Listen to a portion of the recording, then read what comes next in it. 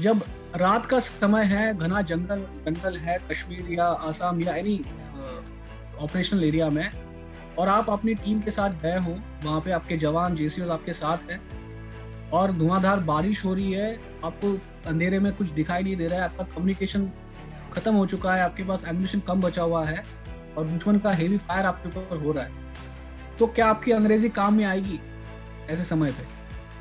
तो ये छोटी छोटी टेक्निक्स, छोटी छोटी जो ट्रिक्स होती है ना, जो हमारा रिजल्ट पे बहुत गहरा असर डालती है। मतलब बहुत सा फिर होता है वो फ्रस्ट्रेशन होता है, इतना सारा पढ़ा मैंने, इतना सब कुछ किया, बट ये छोटी मोटी गलती की वजह से भी हमारा रिजल्ट देने भाई चला जाता है।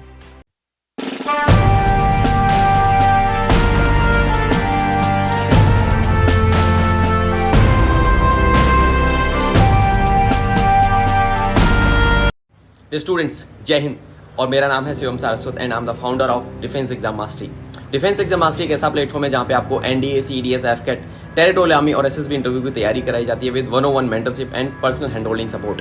हमारी टीम में मल्टीपल ईयर एक्सपीरियंस वाले फैकल्टीज एंड ट्रेनर्स हैं जो आपको गाइड करेंगे till the time you join the academy. Apart from that हमारी एक पॉडकास्ट सीरीज आती है टॉक विद द लीजेंड्स, जो हमारे यूट्यूब चैनल पे रहती है। आप उसको देख के इंस्पिरेशन ले सकते हैं, जहाँ पे एक्स ऑफिसर्स अपनी जर्नी शेयर करते हैं आपके साथ। I will see you in the uniform soon. जय हिंद। First of all, sir, welcome to this basically kind of normal convoy है हमारा on behalf of the whole team of Defense Exam Mastery। And जैसे कि हमारा बात हुआ था पहले, तो मैं सर स्टार्ट उसी से करूंगा कि how army happen to you and why did you land up in army and early childhood का कुछ ऐसा इंस्टेंस आपके साथ रहा, like what motivated you to join the army sir? हाँ बिल्कुल। एक तो बचपन से ये सपना था। बेसिकली क्या है ना, मैं I am from a police background में, my father was in police and आसपास वो माहौल हमेशा एक रहता था कि कुछ तो करना है। एंड माय मैं जिनके साथ रहता था बचपन में ना, मेरे जो अंकल थे वो he was part of 71 war, not in army but as a police force में से वो गए थे। काफी सारी कहानियां वगैरह बताते थे, so that was really inspired me. And Shivam, I tell you, India में अगर तुम 90% बंदों को पूछोगे ना, any older guys, more than 40-50 age के बंदे, मुझे हर कोई यही बताता है कि यार बचपन में मेरा ये सपना था कि एक बार आर्मी में चला जाऊं। मतलब 100 में से 90 लोगों का सपना होता है कि आर्मी नेवी एयरफोर्स में चला जाए। तो ये मेरा चाइल्डहुड सपना था। एंड सो यस, वो जो वो जो कहानियां थी ना, जो मुझे मेरे अंकल बताते थे, that was a major no point. And my father basically, he really inspired me, you know, कि पुलिस तो ओके है but you should go one step ahead, मतलब you should go into the army. Okay, तो sir ने भी मतलब family background रहा, फिर कुछ आपके मतलब लाइफ के इंस्टेंसेस ऐसे थे जहाँ पे मतलब एक्सपीरियंसेस हुए उसकी वजह से यू जॉइंड? मतलब बचपन में ये एक विश हर बच्चे का रहता है कि मुझे फौज में जाना है। But then when I joined NCC, मैंने जूनियर डिवीजन किया था स्कूल से। एंड मैं बताना चाहता हूँ, मतलब मेरा स्कूलिंग सोलापुर में हुआ है, it's a small town, and Marathi medium से। तो जब एनसीसी से ही मैं बाहर गया था, मतलब गांव छोड़ के बाहर जाना, जो एनसीसी के कैंप्स होते थे ना, तो एनआईसी वगैरह मैंने किया था, जिसमें अदर स्टेट्स के लोग मिले थे वगैरह। एंड वो जो पूरा माहौल था, NCC has really you know successfully achieve their aim. उनका एम एनसीसी बना इसलिए था कि यंगस्टर्स को इंस्पायर करे, मोटिवेट करे to join the defence forces. Yes sir. तो मैं उनका एक जीता जाता एग्जाम्पल हूँ। सो जूनियर डिवीजन में तो था ही, मतलब बहुत सारे ऑफिसर्स को मिले हम। ऑफिसर्स का यूनिफॉर्म देख के, उनका लाइफस्टाइल देख के तो मोटिवेशन मिलता था। फिर then I join in senior division में, एयरविंग एनसीसी में था, 3 महाराष्ट्र स्क्वाड्रन पुणे। मैं ग्रेजुएशन के लिए पुणे चला गया था सोलापुर से। तो वहाँ पे फर्स्ट ईयर में ही I was selected for the Republic Day parade camp.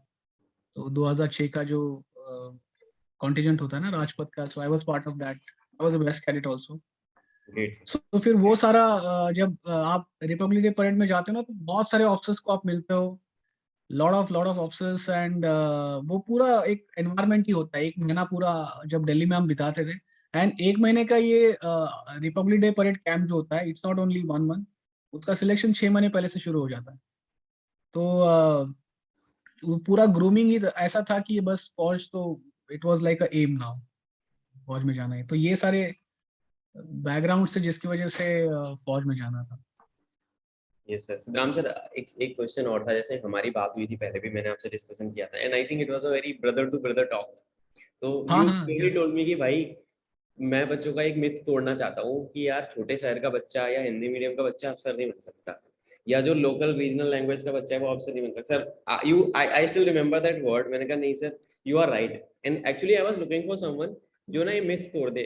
तो सर मैं इस बात पे फिर से आपसे यही पूछना चाहूंगा कि ऐसा सच में है कि कोई छोटे शहर का बच्चा हाँ हो जो, और जो हिंदी आती है, जिसको बेचारे का communication skill is very weak, क्या वो अफसर नहीं बन सकता? हाँ, उसके तुम्हारे बारे में सामने आप क्या बैठा है। बोलना चाहोगे?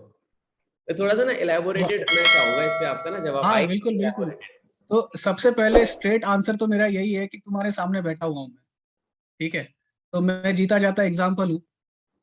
Solapur it's a good city, but obviously मेरे टाइम पे भी इतना अवेयरनेस नहीं था, अभी भी अवेयरनेस बहुत कम है। एनडीए के लिए इतना अवेयरनेस नहीं था। मतलब मैं जब एक ही मैंने एनडीए की दी थी एग्जाम, बट वो भी आई वाज नॉट क्लियर कि करना क्या है एग्जाम में। हम्म। एंड फिर पुणे में आने के बाद ऑब्वियसली बहुत सारी चीजें पता चली। बट बेसिकली क्या है ना, ये मिथ इसकी वजह से है ना, क्योंकि हम बहुत सारा चीजें जब सिटीज में आते हैं ना, जैसे बड़ी बड़ी सिटीज में जाते हैं, एंड या फिर जितने ऑफिसर्स को हम मिलते हैं, जनरली 80-90% वो सारे सैनिक स्कूल्स, एपीएस, या फिर कॉन्वेंट, या फिर ऑब्वियसली मतलब रिमकोलियन होंगे या जॉर्जियंस होंगे। तो वो एक बैकग्राउंड होता है। फादर भी फौज में थे एंड ग्रैंडफादर भी थे, थर्ड जनरेशन फोर्थ जनरेशन होता है। तो ऑब्वियसली उनके लिए एनडीए क्या है समझना not a big deal. They know everything about the फौज, hmm. They know everything what is SSB. Yes. हमको तो मतलब एसएसबी का फुल फॉर्म तक नहीं पता था when we came to landed in Pune NCC के टाइम पे, कि एसएसबी होता क्या है पता नहीं। तो बेसिकली ये सारी चीजें हम जब उनको देखते कि मुझे आपकी तरह अफसर बनना है, बट वो अफसर जो होगा वो मैक्सिमम लाइक सैनिक स्कूल से होंगे या एपीएस से होंगे, उसकी वजह से हमको वो एक मिथ बन जाता है कि यार इनका इंग्लिश अच्छा है, इनका कम्युनिकेशन अच्छा है, तो इसकी वजह से ही मैं नहीं बन पाऊंगा बिकॉज मैं बोल नहीं पाता। रीजनल लैंग्वेज जो है ना, it's not a barrier, it's not suppose to be the barrier. English is just a language. ठीक है। एसएसबी का इसलिए मैं बताना चाहता हूँ कि you should join army, because army is a profession जिसमें लाइफ एंड डेथ इन्वॉल्व है। वो बहुत ही हटके प्रोफेशन है। वो not, it's not a normal, it's not an ordinary life. ये इसकी वजह से है क्योंकि इसमें इंग्लिश नहीं चलती आपकी। मैंने पहले भी बताया था आपको, मैं दोबारा बताना चाहता हूँ कि मतलब सारे यंगस्टर्स को, जब रात का समय है, घना जंगल जंगल है कश्मीर या आसाम या एनी ऑपरेशनल एरिया में, और आप अपनी टीम के साथ गए हो, वहां पे आपके जवान जेसीओ आपके साथ है, और धुआंधार बारिश हो रही है, आपको अंधेरे में कुछ दिखाई नहीं दे रहा है, आपका कम्युनिकेशन खत्म हो चुका है, आपके पास एम्युनिशन कम बचा हुआ है, और दुश्मन का हेवी फायर आपके ऊपर हो रहा है, तो क्या आपकी अंग्रेजी काम में आएगी ऐसे समय पे? क्या आपका कम्युनिकेशन स्किल्स काम में आएगा ऐसे समय पे, जब कम्युनिकेशन ही टूट गया है तो? ऐसे समय पे क्या चीजें होगी? वो जवान, वो जेसीएस क्या देखेंगे उस अफसर को, जो चीजें उन सब की जान बचाएगी, उस मिशन को कंप्लीट करेगी, उस ऑपरेशन को कंप्लीट करेगी? वो है सबसे पहले आपका करेज। अगर आप ही डर के मारे फटने लगे वहां पे आपके, तो आप कैसे बाकियों को संभालोगे, सिचुएशन को कैसे हैंडल करोगे? तो इसलिए करेज इज अ क्वालिटी जो एसएसबी देखती है। उसके बाद आपका इनिशिएटिव, आप खुद आगे बढ़ोगे। अगर आप ही नहीं आगे बढ़ोगे तो जवान आपको कैसे फॉलो करेंगे? आपके जेसीओ आपको कैसे फॉलो करेंगे? आपको कदम आगे बढ़ाना पड़ेगा, उसको बोलते हैं इनिशिएटिव, जो क्वालिटी देखी जाती है एसएसबी में। उसके बाद फिर आपका effective intelligence, logical reasoning, planning कैसे बनाते हो आप उसमें। ठीक है। फिर बाकी तो 15 क्वालिटीज तुमको पता है, तुमको पढ़ाते हो सब। तो ये इंपॉर्टेंट क्वालिटीज वो देखते हैं। इसमें कहीं पे भी उस 15 क्वालिटीज में कम्युनिकेशन स्किल्स कहीं लिखा है? नहीं लिखा है। कहीं लिखा है कि इंग्लिश आना चाहिए? नहीं लिखा है। वो प्रोसीजरल लैंग्वेज है, मतलब जो प्रोसीजर होता है एसएसबी का, उस प्रोसीजर में English is just a language. Because British time से ये चलता आ रहा है, तो ऑब्वियसली वो हमने अडॉप्ट किया है वो लैंग्वेज को, because it's a common language. अभी कोई कश्मीर से आएगा, कोई मणिपुर से आएगा, कोई तमिलनाडु से आएगा, कोई महाराष्ट्र से आएगा, कोई राजस्थान से आएगा, हर एक की अपनी अपनी लैंग्वेज अलग है, हर कोई अपने अपने लैंग्वेज में आंसर देना लगेगा तो वो असेसर समझ नहीं पाएगा ना, उसको तो इतनी लैंग्वेज आती नहीं है। तो कोई एक कॉमन लैंग्वेज होनी चाहिए। दैट्स व्हाई उन्होंने इंग्लिश को चूज किया है कि भाई you should know the English. तो वो इतना आपको आना चाहिए जितना आप खुद को एक्सप्रेस कर पाओ। Yes yes. इतना नहीं चाहिए कि आप असेसर को इम्प्रेस कर पाओ। ठीक है? तो वहां पे इंग्लिश का टेस्ट नहीं हो रहा है, वहां पे ग्रामर का टेस्ट नहीं हो रहा है। तो वहां पे इतनी फराटेदार अंग्रेजी मारने की कोई जरूरत नहीं है। आप इतनी अंग्रेजी आपको आनी चाहिए कि आप खुद को एक्सप्रेस कर सको सिंपल वर्ड्स में, सिंपल लैंग्वेज में। तो इसलिए ये एक्चुअली मिथ है कि स्मॉल टाउन से या कम्युनिकेशन स्किल कम होने से या हिंदी मीडियम से, मैं मराठी मीडियम से हूँ। ठीक है? पूरी मेरी स्कूलिंग मराठी मीडियम में हुई है। तो ये सब कुछ मिथ है। और ऐसे मैं नहीं हूँ, मेरे जैसे बहुत सारे ऑफिसर्स हैं। ठीक है? और वो बहुत अच्छा भी कर रहे हैं वो। और ये ट्रेनेबल एरिया है। लैंग्वेज जो है ना वो एक ट्रेनेबल एरिया है। आपको यस। इंग्लिश नहीं आती है, आपको 2-3 महीने में सीख जाओगे आप। It's not a big deal. ठीक है? लेकिन करेज में सिखा नहीं सकता आपको, इनिशिएटिव में आपको सिखा नहीं सकता। ट्रेनिंग एकेडमीज में, ओटीए, आईएमए, एनडीए में आपके अंदर मैं वो जज्बा भर सकता हूँ इमोशन के साथ। ठीक है? लेकिन आपके अंदर वो खुद में खुद पहले पहले से होना चाहिए, वो क्वालिटीज एटलीस्ट उस लेवल तक होनी चाहिए जिस लेवल को हम उसको और बड़ा कर सके। डिटर्मिनेशन, अगर आप में डिटर्मिनेशन नहीं है तो मैं आपको कैसे सिखाऊंगा उसको। ठीक है? इसलिए वो एसएसबी में क्वालिटीज को असेस करते हैं कि क्या ये क्वालिटी उस बंदे में है या नहीं है। Yes sir. तो वेरी वेल सेड सर ने बोला कि मतलब मैसेज कन्वे करना ज्यादा जरूरी है, लैंग्वेज में आपको मास्टरी हासिल करना जरूरी नहीं है, आपको उतनी अंग्रेजी आनी चाहिए जितनी रिक्वायर्ड है। एंड हाँ, जैसे सर ने करेक्ट। एक चीज बोला कि सर ने तो मराठी मीडियम से किया था, still he went on to become very good officer, NSG में गए सर, इंस्ट्रक्टर भी रहे और मतलब अच्छी खासी एक्सपीरियंस भी है सर को। तो हम्म। आपको अंग्रेजी पे तो देखो ऐसा नहीं कि you should leave it apart, काम तो करना है, पर मैसेज हम्म। कन्वे लाइक इतना तो एटलीस्ट कर लो कि आप सामने वालों को अपनी बात कह पाओ और सामने वाला समझ पाए। तो करेक्ट। वो एकदम प्रैक्टिकल बात बोली सर ने। अच्छा सर, एक चीज आती है, जैसे you have been a hardcore repeater, है ना, आप हम्म। रिपीटर रहे हो बहुत ज्यादा, और आप, मैं यहाँ पे बच्चे हैं जो ये वीडियो में यूट्यूब पे भी जाएगी, तो मैं ये जानना चाहूंगा कि like how many entries you have given, और फिर फाइनली यू ज्वाइंड ओटीए, तो आपने कौन सी एंट्री के थ्रू और which course you joined in OTA sir, and how was the experience of your written exams, कैसे तैयारी करी रिटन एग्जाम्स की आपने? ओके। तो रिटन एग्जाम्स तो ऑफ कोर्स एनसीसी का एक ग्रुप हमारा बन गया था। तो सबसे इम्पोर्टेंट चीजें जो होगी ना, आप किसी भी कॉम्पिटिटिव एग्जाम्स को अगर प्रिपेयर करते हो, यस सर। सबसे इम्पोर्टेंट होता है आपकी कंपनी। आप किस दोस्तों के साथ बैठ रहे हो, खा रहे हो, पी रहे हो, उठ रहे हो। जो कॉलेज टाइम पे जो बेसिकली आपकी जो कंपनी होती है वो बहुत मैटर करती है। तो अगर आप उन्हीं आपके आपके 3-4 दोस्त होते हैं जनरली जो बहुत क्लोज फ्रेंड्स होते हैं। ये बहुत इंपॉर्टेंट चीज मैं बता रहा हूँ because these are the very important factors, but जिसको हम अवॉइड करते हैं, हम उसको ध्यान नहीं देते। हमारी कंपनी बहुत अफेक्ट करती है हमारे प्रिपरेशन के लिए और हमारे रिजल्ट्स के लिए।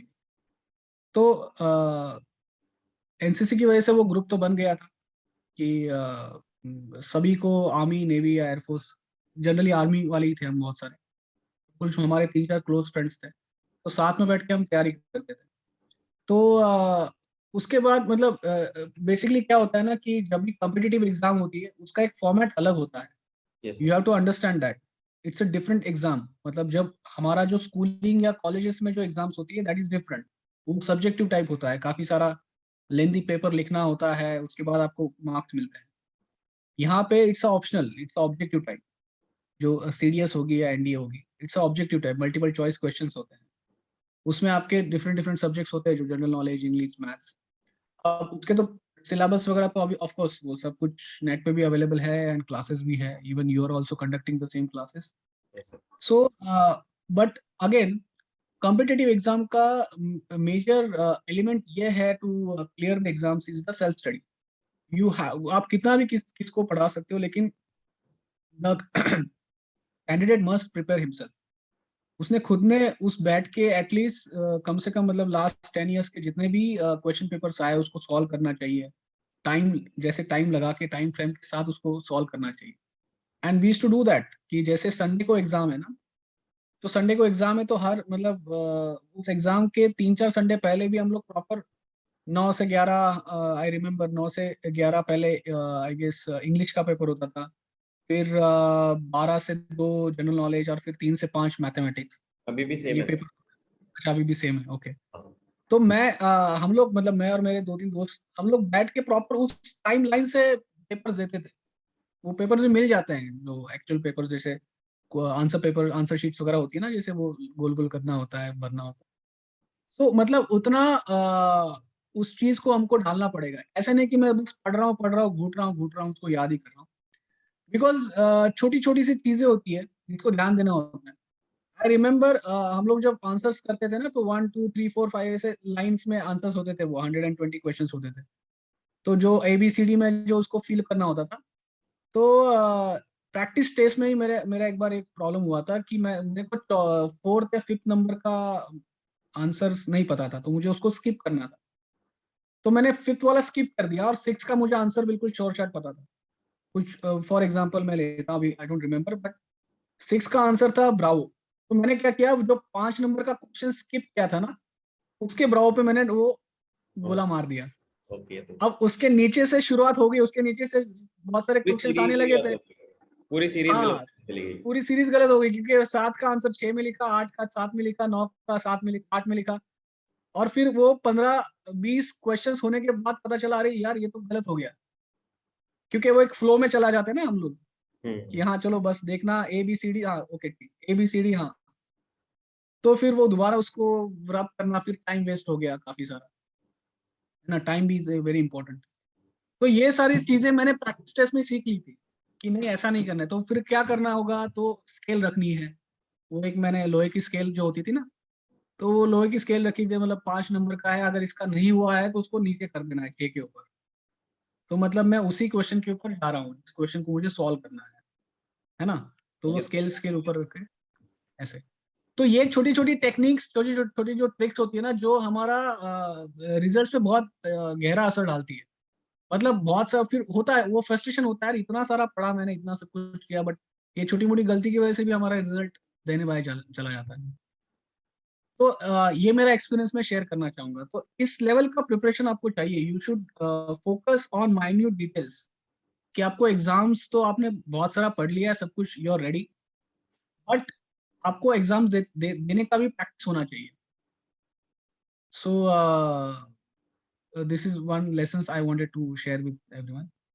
अच्छा, दूसरा उसके बाद रिटर्न तो मैंने फर्स्ट अटेम्प्ट में क्लियर किया था, but SSB of course it took 7 attempts मेरे। I been to all the centres. तो मैं ये चाहता हूँ कि ये जो अचीवमेंट है ना मेरी 7 SSB की, और कोई ना दोहराए। ठीक है, nobody should be repeater, because it's a very stupid thing कि जो गलती मैंने की है वही मेरे आगे वाली जनरेशन करती जाएगी। तो इट्स अ स्टूपिड थिंग, भले ही आप नई गलती करो। यस ठीक यस। है। तो इसलिए मैं ये चाहता हूँ कि जो भी मेरा एक्सपीरियंस है आई वांटेड टू शेयर। तो I want Shivam, you ask me the particular questions as a repeater, as a fresher, जो भी मीट्स होंगे आपके या रिगार्डिंग द SSB, तो I share my experience. Okay. तो आपके कुछ पर्टिकुलर क्वेश्चंस होंगे तो you can ask me definitely sir. Regarding SSB। Yes. तो सर सबसे पहले तो मैं रीट्रेट करना चाहूंगा जो आपने अभी जो बताई ना रिटन के एग्जाम, आई थिंक ये एक आई ओपनर था। ये जो स्केल वाली टेक्निक थी ना, I can totally relate to it, ये मैं यूज करता हूँ, मैं यूज करता था हम्म। इवन। क्योंकि ये मैं देख चुका था, because I clear my 5 CDS का एग्जाम्स, एंड उसके पहले मैं 2 बार सीडीएस में फेल हुआ था। I am very brutally honest with you sir. मैं बच्चों को भी बोलता हूँ कि भाई देखो मैं भी फेल हुआ हूँ, तो मैं फेल नहीं होना है, पर क्योंकि सर छोटी हम्म। छोटी गलतियां ना, इसकी वजह से बच्चों का एग्जाम रुक जाता है। जैसे आपने एक बहुत हम्म। अच्छी बात बताई कि आप क्लॉक लगा के उसी टाइम पे पेपर को सॉल्व करते थे, तो दैट वाज हम्म। PYQ को सॉल्व करते थे आप, तो प्रीवियस ईयर क्वेश्चन को सॉल्व करना is very much required, mandatory है वो, तो नहीं रिक्वायर्ड। तो नहीं निकलेगा एग्जाम। सो हम्म। ये चीजें मैं बोलूंगा जो भी बच्चे इसको देखेंगे कि ये आप करें। सर ने भी बताया, और I think all of our seniors from the arm forces, वो आप जैसे ही हैं, वो आपके जोन में थे किसी टाइम पे, वो भी उस टाइम पे हम्म। वही कर रहे हैं, करके गए हैं जो एग्जैक्टली। जो आप आज कर रहे हो। तो सेम करेक्ट। प्रोसेस है। एंड यहाँ पे आपको गाइड करने के लिए मैं हूँ, रिटन एग्जाम के लिए आप मेरे पास आ सकते हो, and you can take help. एंड बाकी तो सर आते ही रहते हैं, सर आते हैं, बाकी सारे और भी सीनियर्स आते हैं।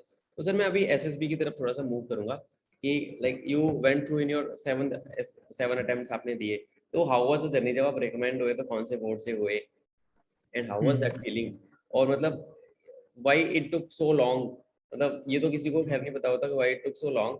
तो मतलब क्या गाइडेंस देना चाहोगे आप एसएसबी के रिगार्डिंग, एक प्रैक्टिकल, एक ओवरऑल एक पर्सनैलिटी आपको देनी, because you have been an officer yourself, आप स्पेशल हम्म। ऑप्स में भी रहे हो, एनएसजी में भी रहे हो, इनको आप बच्चों को क्या ऐसा बताना चाहोगे, और बिल्कुल इजी हिंदी वाली लैंग्वेज में, कि यार तुम ऐसे करोगे हम्म। अगर, बहुत बार प्रैक्टिकली कैसे बताएंगे आप इनको? हाँ बिल्कुल सही। सो अभी मैं यही चाहता हूँ कि जो ये 7 अटेम्प्ट्स मैंने दिए थे, सो मैं ये बिल्कुल नहीं चाहता कि मेरी आने वाली जनरेशन भी 7 7 अटेम्प्ट्स दे के क्लियर करे। बिकॉज जो गलतियां एटलीस्ट मैंने की, एटलीस्ट वो तो ना दोहराए। यस। गलतियां मतलब इट्स नॉट अबाउट द गलतियां, first of all it's a perception. We have to understand SSB is a test of personality and psychology. It's not a test of communication, English, not even your knowledge, कि मुझे US nuclear deal के बारे में सब कुछ पता है, facts and figures. Facts and figures is okay, वो आपका टेस्ट हो चुका है ऑलरेडी। आपने सीरियस क्लियर किया है जनरल नॉलेज का test, and now you are into SSB. तो प्लीज फोकस कि आपका ये पर्सनालिटी का और साइकोलॉजी का टेस्ट है। तो when it is a test of personality and psychology, so everyone is different. So सबसे बड़ी गलती क्या करते थे हम लोग, कि अगर मेरा कोई फ्रेंड रेकमेंड हुआ है और उसने आके मुझे बताया कि यार मैंने स्टोरी ऐसी लिखी थी, मैंने इंटरव्यू में ये बोला था, और मेरा जीटीओ टास्क ऐसे हुआ था, मैंने ये किया था, तो उसी को हम दिमाग में रख के जाते हैं, एंड उसी को हम दोहराते हैं, एंड हम फेल हो जाते हैं। Because I am कॉपिंग someone else, but I cannot copy his psychology, क्योंकि मेरी साइकोलॉजी अलग है, उसकी साइकोलॉजी अलग है, उसकी पर्सनैलिटी अलग है, मेरी पर्सनैलिटी अलग है। Yes sir. तो इसलिए सबसे पहले तो ये करना है कि अगर it's a test of personality, तो खुद के ऊपर काम करना है हमको। तो खुद के ऊपर काम करना है मतलब क्या करना है, कि जो मेरा परसेप्शन है उसी को इम्प्रूव करना है, उसको एनहांस करना है हमको। बिकॉज आपकी साइकोलॉजी आपके परसेप्शन से टेस्ट की जाएगी। Each and every test, if you see, day one से जो रिपोर्टिंग हम करते हैं, एंड सबसे पहला टेस्ट होता है स्क्रीनिंग का, that is PPDT. Yes sir. What is PPDT? Picture perception and description test. तो सबसे पहला टेस्ट ही शुरू हो जाता है परसेप्शन से। और अगर आपका परसेप्शन ही आपका आपके हाथ में नहीं है, आप किसी को कॉपी करके, किसी का सुन के आप आए हो, तो आप फेल हो ही जाओगे। तो आपको मतलब बहुत ही जो बोलते हैं ना, जनरली आपने सुना होगा कि बी जेन्युइन, बी योरसेल्फ। वो इसलिए बोलते हैं कि बहुत सारे बायसेस एंड प्रेजुडिस हम लेके जाते हैं एसएसबी में। यार उसने ये कहा था, उसने ऐसे किया था, डिस्कशन में ये बोला था, मैं कुछ बोल नहीं पाया इसलिए मैं रिकमेंड नहीं हो पाया, मैंने बहुत बोला इसलिए भी मैं रिकमेंड नहीं हो पाया। तो ये सब छोड़ो, आप आपके सामने जो भी पिक्चर है, एक और भी बड़ा मिथ, या जनरली ये बहुत चर्चा में होता है ना एसएसबी एस्पिरेंट्स या डिस्कशन में, कि पिक्चर बहुत हेजी होगा, हमेशा हेजी होगा, हेजी होगा। इट्स नॉट हेजी, ये आपको बताया गया है। इट्स अ ड्राइंग, जो भी वहां पे होगा, इट इज दैट, मतलब you should see that the way it is. जो पिक्चर आपको दिखाया गया है वहां पे, उसको क्लोजली ऑब्जर्व करने की आपकी क्षमता होनी चाहिए। वो ये चाहते हैं कि आपको आगे जाके आर्मी, नेवी, एयरफोर्स में आपके सामने ऐसे ऐसे सिचुएशंस आएंगे जो आपने कभी देखे नहीं होंगे, आपने कभी सोचे नहीं होंगे। तो आग अगर आपको, आप उसी परसेप्शन से जाओगे और उसको सॉल्व करोगे, तो आप कभी इंटेलिजेंट सोल्यूशन तक नहीं पहुंच पाओगे उस प्रॉब्लम के। इसलिए आपका परसेप्शन का टेस्ट किया जाता है सबसे पहले, picture perception and description test, कि वहां पे मेल है, फीमेल है, न्यूट्रल है, मूड कैसा है, पॉजिटिव, नेगेटिव, है ना। हम हमेशा खामखा, यार निगेटिव नहीं लिखना है, हमेशा हमेशा पॉजिटिव लिखना है। अरे तुमको जो दिख रहा है, अगर वो गुस्से में है तो तुम कैसे पॉजिटिव लिखोगे उसको? अगर आपको लग रहा है कि वो बंदा गुस्से में था, एंगर, क्राइंग, तो आप कैसे पॉजिटिव लिखोगे? किसने बताया हमको कि नहीं हमेशा पॉजिटिव पॉजिटिव लिखना है? ये हुआ है, बहुत लोगों के साथ हुआ है, मेरे साथ भी हुआ है। एंड दूसरा एक होता है कि 4 मिनट दिया है, स्टोरी कंप्लीट करनी है, कंप्लीट ही करनी है। ऐसा कहीं पे भी नहीं लिखा हुआ है कि आप अगर कंप्लीट नहीं करोगे तो आप रिकमेंड नहीं हो पाओगे। ठीक है, it's a test of, you have to understand ना। सी कैसा है Shivam, army, navy, air force, specially the army, आपके सामने ऐसे ऐसे सिचुएशन आएंगे कि आपके ऊपर काफी सारा प्रेशर होगा। और वो प्रेशर सिर्फ बैटलफील्ड पे नहीं, even day to day life में भी बहुत सारे प्रेशर्स होंगे।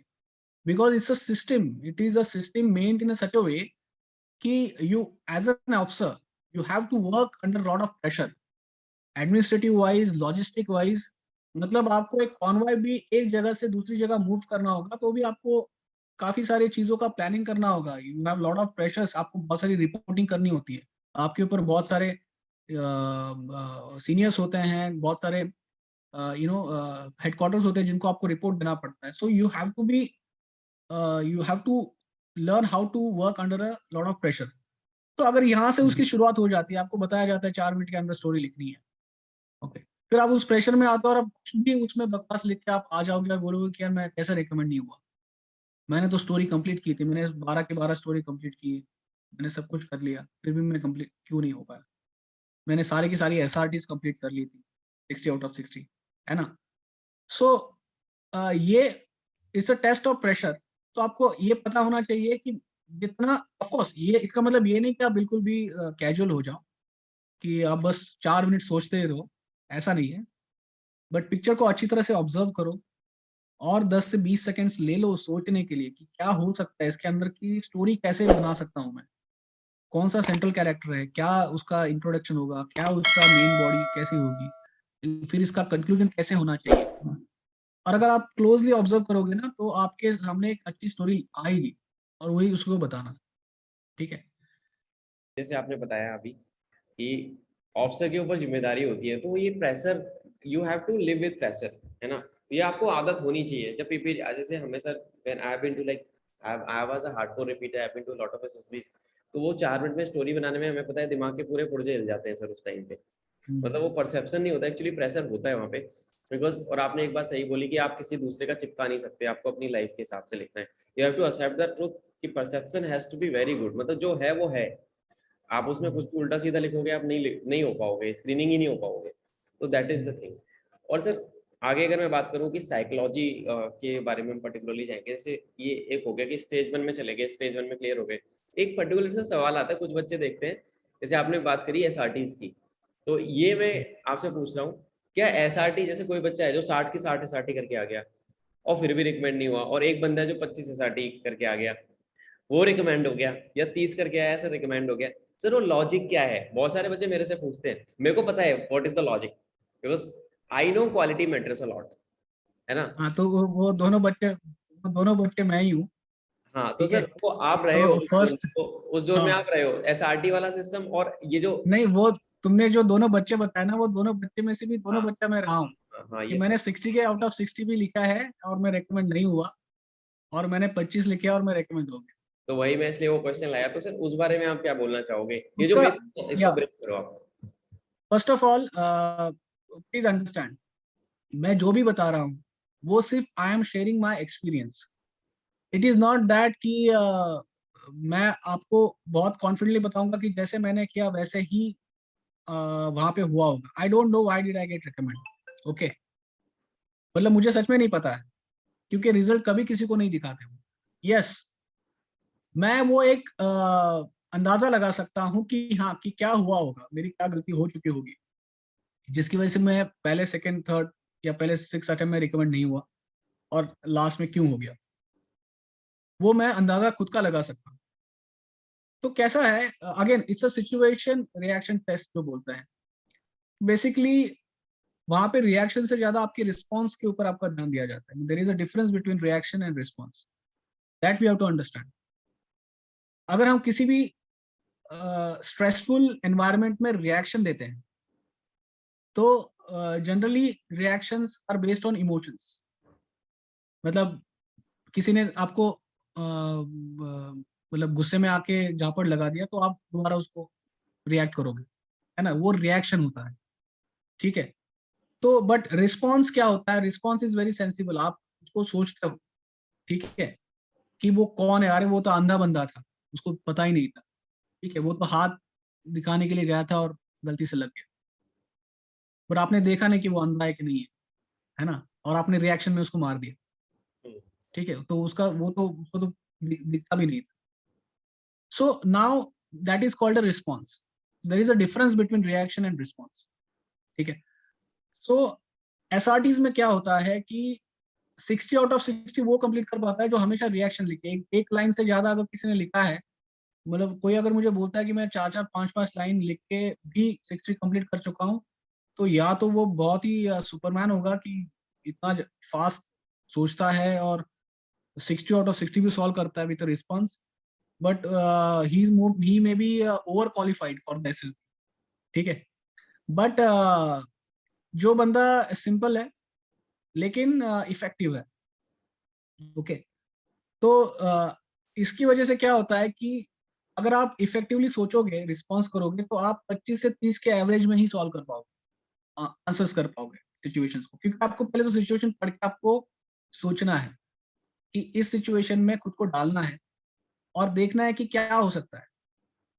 मतलब अगर रात को वो अपने रूम में सोया था और फिर उसने कुछ देखा कहीं से आग आ रही है, तो सबसे पहले क्या एक्शन होता है उसका कि सबसे पहले तो वो उठ गया और उन्होंने उसने घर वालों को उठा दिया ना। पहले तो यही होता है। वो रिएक्शन में क्या लिखेगा, वो जिसको 60 आउट ऑफ 60 कंप्लीट करना है, वो लिखेगा कि उसने डायरेक्टली जाके फायर ब्रिगेड को कॉल लगाया। बट ये ऐसे सिचुएशन में होगा नहीं कभी। उठाया, देखा आग लगी है एंड फायर ब्रिगेड को कॉल लगाया, ठीक है, ऐसा कभी नहीं होगा। पहले तो घर वालों को उठाएगा, वहां पे जाके देखेगा कि एग्जैक्टली क्या हुआ है, कि आग लगी भी है, कौन सा धुआं है या क्या यस सर। है ना। तो ये होगा, ये होता है रिस्पॉन्स। तो इसकी वजह से क्या होता है कि जो 58, 55, 60 हम सॉल्व कर देते हैं रिएक्शन के साथ, और रिजल्ट आता है कि is not recommended, and response के साथ हम सॉल्व करने करने लगेंगे तो 25 से 30 के आसपास पहुंच जाते हैं, और देखा जाए तो he is recommended. But still I am telling you, that doesn't mean कि because of that only somebody is got recommended or somebody did not get recommended, ठीक है। मैं ये चाहता हूं कि हमेशा जब भी आप एसएसबी के लिए जाओ, you should keep your mind open. Keep your mind open means कोई भी बायस या प्रेजुडिस लेके मत जाओ। You have to be very very very very alert, super alert. वो अलर्ट तभी हो सकते हैं ना जब आप उस पर्टिकुलर सिचुएशन में प्रेजेंस हो, कॉन्शियस हो, ठीक है, तभी जब आपको आपको सामने बहुत सारे सोल्यूशंस आ जाएंगे। आप बहुत सारा दिमाग में बबल के साथ जाते हो ना, आपकी ये ऐसा होना चाहिए, ऐसा होगा, मैंने पिछली बार ऐसे बोला था। मतलब I tell you funny funny incidents. GTO task में एक बंदा था, he was also repeater. General repeaters को अलग करते हैं ना। हाँ सर। तो मतलब हम एक टास्क कर रहे थे, हाफ ग्रुप टास्क था वो, एचजीटी होता है ना जो ग्रुप को तोड़ते हैं और फिर हाँ हाँ। 4 या 5 बंदे होते हैं। तो 2 बंदों में झगड़ा शुरू हो गया कि यार हम ये बल्ली को ऐसे रखेंगे और यहाँ से जाएंगे। वो बोल रहा नहीं नहीं यार, ये यहाँ पे रखना है, इधर से जाना है। बोला अरे नहीं, इधर से जाना है। तो वो एग्जीबिटेंस में बोल गया, अरे यार मैंने किया है, पिछली बार मैं आया था ऐसे ही किया था मैंने। ही सेड दैट थिंग, ठीक है। मैं लास्ट टाइम आके ऐसे ही किया था मैंने। मतलब वो जीटीओ भी हंसने लगा वहां पे। मतलब इतना दिमाग में हमारे होता है कि मैं पिछली बार जब आया था, पिछले साल वो आके गया था, पिछली एंट्री में कोई टीएस एंट्री वाला था। ही सेड कि यार पिछले साल में जब आया था सेम यहीं पे आया था, इस टास्क में ऐसे ही सोल्यूशन मैंने दिया था, तो ऐसे ही करेंगे हम आगे। सो इतना हम लोग उसमें ये होते हैं, क्या बोलते हैं उसको, इन्वॉल्व होते, बायस एंड परसेप्शन से इतना वो घिरे हुए होते हैं ना कि यार ये ऐसे ही होना चाहिए। तो ऐसे लोग कैसे वो रिकमेंड करेंगे, इसको कैसे हम बोलेंगे, इसको असेस कैसे करेंगे। वो साइकोलॉजी या जीटी उसको देखेगा कैसे कि ये क्या बंदा है ना। So be very simple, logical, and be very conscious. Be very very conscious. Yes sir. तो एक क्वेश्चन आता है सर, लाइक आप एसएसबी गए और रिकमेंडेशन वाली फीलिंग कैसी थी? मतलब आप रिकमेंड तो हो गए, सर एक हाँ रिपीट यस ऑफ कोर्स। अभी देखो कैसा था ना कि रिकमेंडेशन वाली फीलिंग, फर्स्ट ऑफ ऑल एक तो वो 2 साल तक ये स्ट्रगल चल रहा था, बार बार एसएसबी में जाना, every time you go there. First first time क्या हुआ था कि मैं फर्स्ट अटेम्प्ट में क्लियर हो गया था, तो आई वाज वेरी श्योर कि अभी तो मेरा हो ही जाएगा, अभी तो मैं आईएमए में चला ही जाऊंगा। But I got confidence out, and first attempt में वो स्क्रीनिंग हो गया वगैरह, सब कुछ हो गया, तो बड़ा फीलिंग आता है कि अरे अब तो हो नहीं वाला है। एंड वो एनसीसी से जस्ट निकला था ना, एनसीसी आरडीसी किया है, air wing NCC cadet, base cadet वगैरह सब कुछ, तो बहुत सारा चीजें थी। मतलब कि यस बिल्कुल, आई was a visitor personality of my college BMC.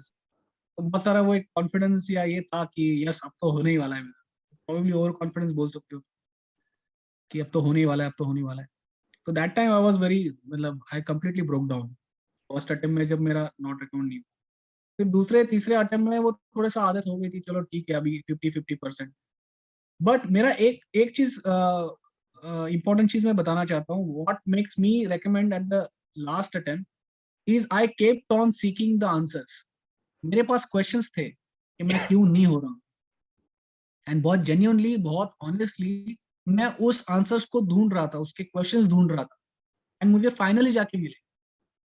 और ये चीज ऐसी होती है ना, यू कैन ऑल्सो अंडरस्टैंड कि मतलब हमारे लिए अगर एज क्राइटेरिया नहीं है तो मैं अभी भी दे जाऊं, मतलब तुमको ऐसा लगता हो, एवरीबडी वन फील दैट कि अगर 25 एज का क्राइटेरिया नहीं होता था तो मैं अभी भी उसको दे दूं। I was asking you about how was your NSG tenure, मतलब सर जैसे आपने बताया कि ये अलग ही लोग होते हैं, आपने अपने पापा से पूछा, तो वो हाँ एनएसजी का या टेन्योर कैसे स्टार्ट हुआ, हाउ वाज इट, आपका एक्सपीरियंस इसमें कैसे रहा, because one of my cousin brother is also NSG, तो ही ही इज अ सौरभ चक्र अवॉर्डी टू, तो उन्होंने काफी मेरे को बड़ा इंस्पायर किया था, तो आपके साथ मतलब एनएसजी के बारे में I want to know everything basically. हाँ यस।